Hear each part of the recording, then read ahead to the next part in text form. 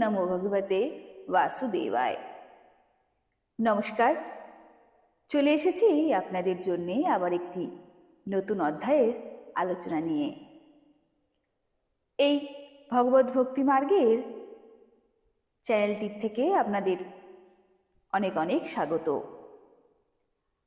আমরা আজকে পাঠ করে শোনাব শ্রীমদ্ ভাগবত মহাপুরাণের সপ্তম স্কন্ধের চতুর্থ অধ্যায়, হিরণ্যকশিপুর অত্যাচার এবং প্রহ্লাদের গুণের বর্ণনা। দেবর্ষি নারদ বললেন, হিরণ্যকশিপু ব্রহ্মার কাছে এইরকম দুর্লভ বর প্রার্থনা করলে তার তপস্যার সন্তুষ্ট ব্রহ্মা তাকে পার্থিব বর প্রদান করলেন। ব্রহ্মা বললেন, পুত্র, জীবকুলের পক্ষে অতি দুর্লভ বর তুমি আমার কাছে প্রার্থনা করেছ। তৎসত্ত্বেও তোমার প্রার্থীর দুর্লভ বরই তোমাকে প্রদান করছি। নারদ বললেন, ব্রহ্মা প্রদত্ত বর কখনো বৃথা হয় না। তিনি সমর্থ এবং স্বয়ং ভগবৎ স্বরূপ। বরপ্রাপ্ত হয়ে হিরণ্যকশিপু তার যথাবিধিত পূজা করল এবং ব্রহ্মা ও প্রজাপতিগণের দ্বারা স্তুত হতে হতে স্বধামে গমন করলেন।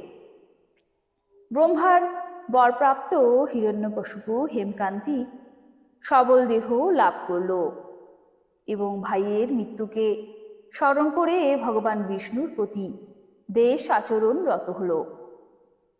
সেই মহাদৈত্য সকল দিকসমূহ, তিন লোক তথা সর্বদেবতা, অসুর, নরপতি, গন্ধর্ব, গরুর, সর্প, সিদ্ধ, চারণ, বিদ্যাধর, ঋষি, পিতৃপুরুষগণের অধিপতি, মনু, যক্ষ, রাক্ষস, পিশাচ আধিপতি, প্রেত ও ভূতলোকের অধিপতি এবং সমস্ত জীবকুলের রাজাদের পরাজিত করে নিজের অধীন করল। সেই বিশ্ববিজয়ী দৈত্য আপন শক্তির দ্বারা লোকপালগণের ক্ষমতা অধিকার করে তাদের নিজ নিজ স্থান থেকে বিতাড়িত করল। তারপর স্বর্গভূমিতে নন্দনকানন সহ দিব্য উদ্যানসমূহ দ্বারা শোভা বিশিষ্ট বিশ্বকর্মা নির্মিত ইন্দ্রের প্রাসাদ তার আবাসস্থল হল। তিন লোকের সকল সৌন্দর্য যেন মূর্তি ধরে সেই প্রাসাদে বিরাজ করত। সকল প্রকারের ঐশ্বর্যে সেটি সম্পন্ন ছিল। সেই প্রাসাদে প্রবাল রতি সোপান, মকরথ মণির ভূমি বা মেঝে, স্ফটিকের দেওয়াল, বৈদুর্যমণির স্তম্ভ, মাণিক্যের সিংহাসন, নানা বর্ণের চাঁদোয়া, মুক্তার ঝালর দেওয়া দুগ্ধ ফেন্নিব শয্যা শোভিত ছিল। সর্বাঙ্গ সুন্দরী অপ্সরাগণ নূপুর নিক্কণ তুলে রত্নময় অলিন্দে বিচরণ করত। কোথাও বা নিজেদের মুখ খুঁটিয়ে দেখত। সেই ইন্দ্রপুরীতে মহাবলী এবং মহাধি শক্তিসম্পন্ন সর্বলোক জয়ী হিরণ্যকশিপু একচ্ছত্র সম্রাট রূপে গর্বিতভাবে বিহার করতে লাগল। সে এত কঠোর শাসক ছিল যে দেব দানব সকলে নিত্য তার চরণ বন্দনা করতে বাধ্য ছিল। হে যুধিষ্ঠির, উৎকণ্ঠ গন্ধযুক্ত মদিরা পান করে সে মত্ত হয়ে থাকত। রক্তবর্ণ চোখ সর্বদাই ক্রোধ ঘূর্ণিত থাকত। সেই সময় তার মধ্যে তপস্যা, যোগ, শারীরিক এবং মানসিক বল এত অধিক পরিমাণে ছিল যে ব্রহ্মা, বিষ্ণু, মহেশ্বর এই তিন দেবতা ব্যতীত অন্য সব দেবতা স্বহস্তে উপঢৌকন নিয়ে তার সেবাতে নিযুক্ত থাকত। সে যখন আপন পুরুষাকারের দ্বারা ইন্দ্রাসনে আসীন হল। হে যুধিষ্ঠির, সেই সময় বিশ্বা বসু, তুম্বুর এবং আমিও গান শুনিয়ে তার মনোরঞ্জন করতাম। গন্ধর্ব, সিদ্ধ, ঋষি, বিদ্যাধর এবং অপ্সরাগণ প্রমুখ সর্বসময় তার স্তুতিবাদ করত। হে যুধিষ্ঠির, বর্ণাশ্রম ধর্ম পালনকারী পুরুষগণ বহুল দক্ষিণাযুক্ত যজ্ঞ করলে সে তার ক্ষমতা বলে সেই যজ্ঞের আহুতি হরণ করত। সপ্তদ্বীপা পৃথিবীর সে একছত্র শাসক ছিল। তার রাজত্বে হল কর্ষণ ও বীজ বপন ছাড়াই ক্ষেতসমূহের শস্য উৎপন্ন হতো। তার কাম্য বস্তু সকল অন্তরিক্ষ থেকে বর্ষিত হতো। আকাশ বহু প্রকারের আশ্চর্যজনক পদার্থ দেখিয়ে তার সন্তোষ উৎপাদন করত। এইভাবে লবণ, মদিরা, ঘৃত, ইক্ষুরস, দধি, দুগ্ধ এবং মিষ্টি জলের সমুদ্ররা সপত্নী নদী গণসহ রত্নরাজি তরঙ্গবাহিত করে তার কাছে পৌঁছে দিত। পর্বতসমূহ উপত্যকা রূপে তার জন্য ক্রীড়াক্ষেত্র তৈরি করে দিত। বৃক্ষগণ সব ঋতুতেই ফল ফুল প্রদান করত। সে একই দেহে সকল লোকপালের বিভিন্ন গুণসমূহ ধারণ করত। এইভাবে সে দিগ্বিজয়ী একছত্র সম্রাট হয়ে নিজের কাম্য বিষয়ক সমূহকে স্বচ্ছন্দে উপভোগ করতে লাগল। কিন্তু এত কিছু উপভোগ করা সত্ত্বেও সে কিছুতেই সন্তুষ্ট বা তৃপ্ত হতো না, কারণ সে ইন্দ্রিয়ের দাস ছিল। হে যুধিষ্ঠির, সেই কিন্তু ভগবানের সেই পার্ষদ সনকাদি ঋষিগণ যাকে শাপ দিয়েছিলেন। ঐশ্বর্য এবং ক্ষমতার গর্বে অত্যন্ত গর্বিত হয়ে সে শাস্ত্র মর্যাদার উল্লঙ্ঘন করেছিল। এইভাবে দেখতে দেখতে তার জীবনের বহু সময় অতীত হয়ে গেল। তার কঠোর শাসনে লোকপালগণ সহ সকল লোক ভীত ও অতিষ্ঠ হতে পড়ল। কোথাও কারো কাছে আশ্রয় না পেয়ে তারা ভগবানের শরণাপন্ন হল। সর্বাত্মা জগদীশ্বর শ্রীহরি সেখানে বাস করেন এবং যে ধামে প্রাপ্ত হয়ে শান্ত নিষ্কলুষিত সন্ন্যাসী মহাপুরুষগণ এই সংসারে আর প্রত্যাবর্তন করেন না, ভগবানের সেই পরম ধামকে আমরা প্রণাম করি। এইভাবে ভাবনায় ভাবিত হয়ে নিজেদের ইন্দ্রিয়কে সংযত এবং মনকে একাগ্র করে তারা খাদ্য, পানীয় এবং নিদ্রা ত্যাগ করে পবিত্র অন্তঃকরণে ভগবানের আরাধনায় ব্রতী হল।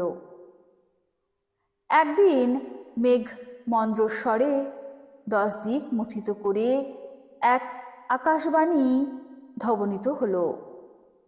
সজ্জনদের অভয় প্রদানকারী সেই বাণীর মর্মার্থ ছিল, হে সুরশ্রেষ্ঠগণ, ভীত হইও না, তোমাদের কল্যাণ হোক। আমার দর্শনেই সকল জীবকুলের কল্যাণ সাধিত হয়। এই নিজ দৈত্যের দুরাচারের বিষয়ে আমি জ্ঞাত আছি। আমি অবশ্য এর প্রতিকার করব। তোমরা কিছুদিন ধৈর্য ধরে কালের প্রতিষ্ঠা করো। কোনো প্রাণী যখন দেবতা, বেদ, গো ব্রাহ্মণ, সাধু, ধর্ম এবং সর্বোপরি আমার প্রতি বিদ্বিষ্ট হয়, তখন সে তার বিনাশকে ত্বরান্বিত করে। হে হিরণ্যকশিপু যখন বৈরভাবহীন শান্ত মহাপ্রাণ স্বপুত্র প্রহ্লাদকে দেশ করতে আরম্ভ করবে, তার অনিষ্ট করতে চাইবে, তখন বরপ্রাপ্তি হেতু শক্তিমান হওয়া সত্ত্বেও আমি তাকে অবশ্যই হত্যা করব। নারদ বললেন, সকলের হৃদয়ে চেতনা সঞ্চারকারী ভগবান যখন দেবতাদের এই আদেশ দিলেন, তারা তখন তাকে প্রণাম করে ফিরে এলেন। তাদের সকল উদ্বেগ দূরীভূত হল এবং এমন মনে হতে লাগলো যেন হিরণ্যকশিপুর মৃত্যু হয়েছে। যুধিষ্ঠির, দৈত্যরাজ হিরণ্যকশিপুর বড়ই অদ্ভুত 4টি পুত্র ছিল। তাদের মধ্যে প্রহ্লাদ সর্বকনিষ্ঠ হলেও গুণবত্তায় শ্রেষ্ঠ ছিল। তিনি সাধু পুরুষগণের প্রতি খুবই সেবাপরায়ণ ছিলেন। তিনি দ্বিজ ভক্ত, সৌম্য স্বভাব, সত্য প্রতিজ্ঞ, জিতেন্দ্রীয়, সর্বভূতের প্রতি আত্মবৎ দৃষ্টিসম্পন্ন, সর্বজনপ্রিয় এবং জীবকুলের প্রকৃতিও হিতৈষী ছিলেন। মান্যজনের চরণে সেবকের মতো প্রণত থাকতেন। দরিদ্রের প্রতি তার ছিল পিতৃসম স্নেহ। সমবয়সীদের তিনি ভাতৃসম প্রীতির চক্ষে দেখতেন, আর গুরুজনদের তো ভগবানের মতো ভক্তি করতেন। বিদ্যা, ঐশ্বর্য ও সৌন্দর্য সম্পন্ন এবং উচ্চকুলজাত হওয়া সত্ত্বেও অহংকার এবং ঔদ্ধত্যের লেশমাত্র তার মধ্যে ছিল না। মহৎ দুঃখেও তিনি তিলমাত্র ভীত হতেন না। ইহলোক এবং পরলোকের সকল বিষয়ে তার প্রভূত দেখা এবং শোনা অর্থাৎ প্রকৃত জ্ঞান ছিল, কিন্তু সেসবই তিনি অসার এবং অসত্য বলে মনে করতেন। সেই জন্য তার মনে কোনো বস্তুর প্রতি আকাঙ্ক্ষা ছিল না। ইন্দ্রিয়, প্রাণ, শরীর এবং মনের উপর তার আধিপত্য ছিল।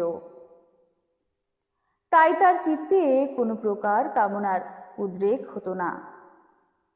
অসুরকুলে জন্ম হওয়া সত্ত্বেও তার মধ্যে আসুরিক প্রবৃত্তির লেশমাত্রও ছিল না। ভগবান যেমন অনন্ত গুণ সম্পন্ন, প্রহ্লাদেরও তেমন গুণাবলীর কোনো সীমা ছিল না। যুগে যুগে মহাত্মা এবং কবিবৃন্দ তাকে আদর্শ হিসাবে গ্রহণ করে তার চরিত্র বর্ণনায় ব্রতী হয়েছেন, কিন্তু আদ্যাবধি তার মহত্তার সীমা নির্ণয় করতে পারেননি। হে যুধিষ্ঠির, সাধারণভাবে দেবগণ অসুরদের শত্রু, তবুও ভগবত ভক্তদের চরিত্রগাথা শোনার জন্য আহুত সভায় তারা অন্য ভক্তদের প্রহ্লাদের সঙ্গে তুলনা করে তাদের সম্মান প্রদর্শন করেন।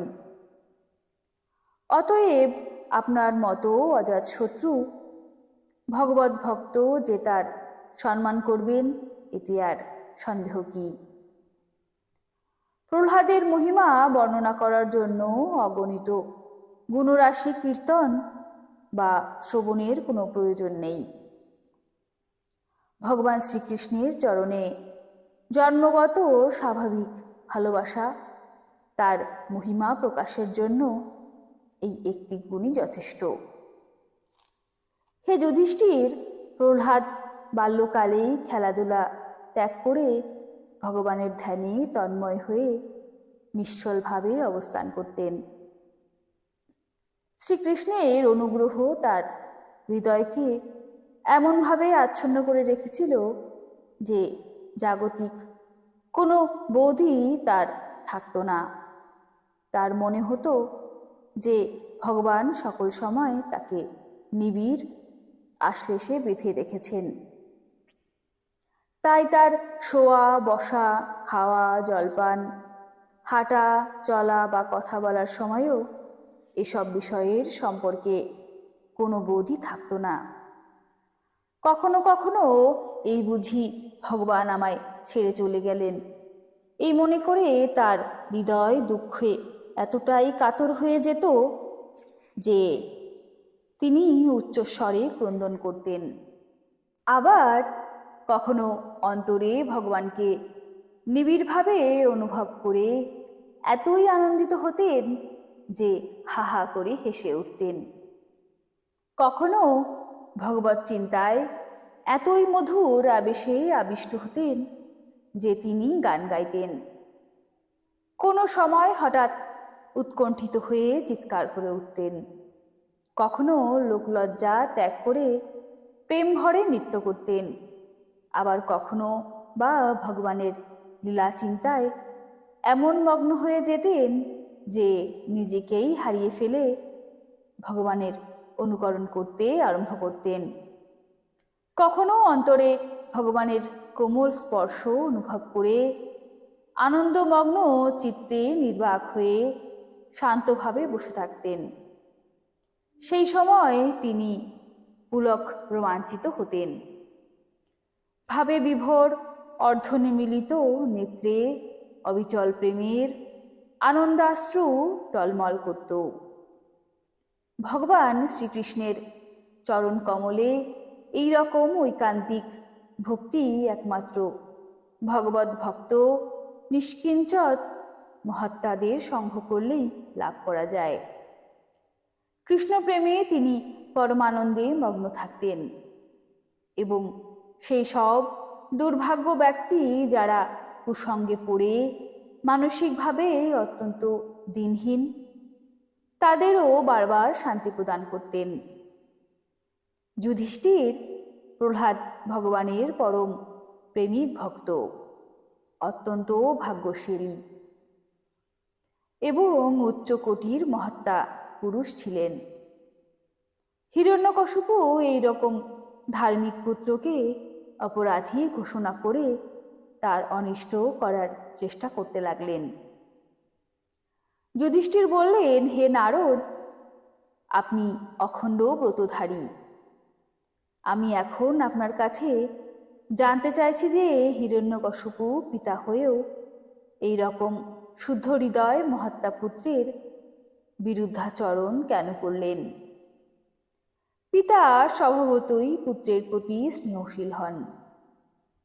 পুত্র যদি কোনো দুষ্কর্ম করে তবে তাকে শিক্ষা দেওয়ার জন্য শাসন করেন, কিন্তু শত্রুর মতো বিরোধিতা করেন না। আবার প্রহ্লাদের মতো বাধ্য শুদ্ধাত্মা গুরুজনদের যিনি দেবতার মতো মান্য করতেন, সেই পুত্রের ক্ষতি সাধনের কথা তো চিন্তাই করা যায় না। হে নারদ, আপনি সর্বজ্ঞ। পিতা বিদ্বেষবশত পুত্রকে হত্যা করতে চাইছে, এই কাহিনী জানতে আমার বড়ই কৌতূহল হচ্ছে। আপনি দয়া করে সে কৌতূহল নিবৃত্ত করুন। শ্রী মহর্ষি বেদব্যাস প্রণীত পারমহংসী সংহিতা শ্রীমৎ ভাগবত মহাপুরাণের সপ্তম স্কন্ধের প্রহ্লাদ চরিত্র চতুর্থ অধ্যায় এখানে সমাপ্ত হলো। কেমন লাগলো ভিডিওটি কমেন্ট করে অবশ্যই জানাবেন, আর ভালো লাগলে অবশ্যই একটি লাইক দেবেন। আর হ্যাঁ, চ্যানেলে যদি নতুন হন অবশ্যই চ্যানেলটিকে সাবস্ক্রাইব করতে ভুলবেন না। আজকের মতো তবে আসি, ভালো থাকবেন। রাধে রাধে।